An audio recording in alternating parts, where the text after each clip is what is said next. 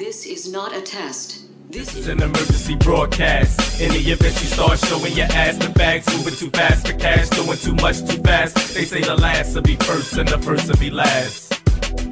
You know what? That's a mouthful right there. Go ahead and start turning you on to the some scenario. Go ahead and turn the young boys on to the street life instead of turning them, staring them away from it. Coming up, we was pushed away from it. Whether we did it or whatever we did, we did. You know, but it wasn't co-signed by our old heads. No, it wasn't. They weren't doing that, man. They kind of recognized, man, that they recognized who was built for this and who needed to be pushed away. You know, get out of here, man. This ain't. It was definitely a fraternity. Street hustle, definitely a fraternity for sure. Right. So yeah, I agree with what you said. The CRT would upset that whole apple cart and make people start bonding instead of just being, you know, at odds with each other. So yeah. So, I just thought about something. So I asked this question a lot, man. You know what's gonna galvanize the people, right? Could it be something like a CRT mandate curriculum wise? That's definitely gonna create a kumbaya moment, right? That's what you're saying, right?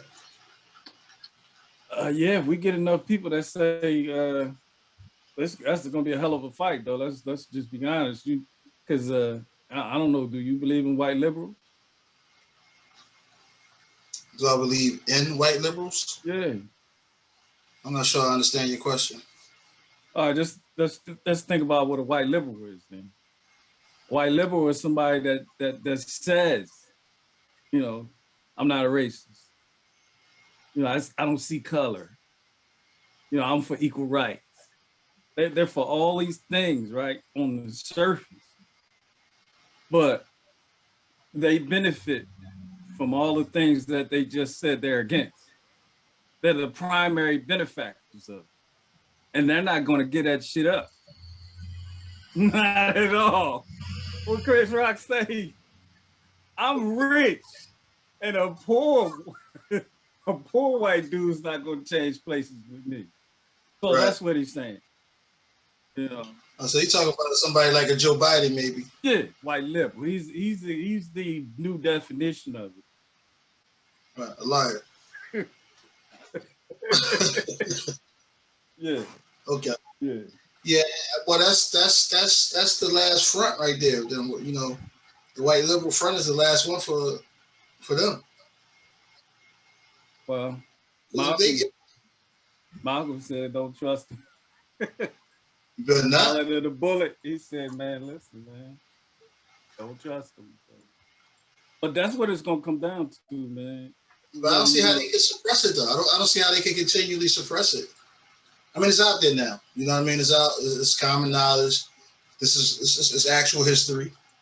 You know, and now you just suppressing actual history. You want to suppress the truth. It's the appearance that I get from it. Why wouldn't you want to teach it? In academia or you know, lower levels of education. Do we need it, though? I think so. We need it at that type of level? I believe so. Okay. Well, if we can galvanize we got people same complexion as us that don't believe in CRT. They don't want their children being taught because they don't want to teach hate. That's what they say. I don't want to teach hate. Can I interject for a moment? Absolutely. I want to define critical race theory because I think that's important in this conversation. You know what I mean? The conversation can go in so many directions, but I want to be clear on what critical race theory is. So, according to this definition here, critical race theory is a body of legal scholarship. Hold on, I got a bus going by my window. All right. Critical race theory is a body of legal scholarship and an academic movement of civil rights scholars and activists in the United States that seeks to critically examine U.S. law as it intersects with issues of race in the U.S. and to challenge mainstream American liberal approaches to racial justice.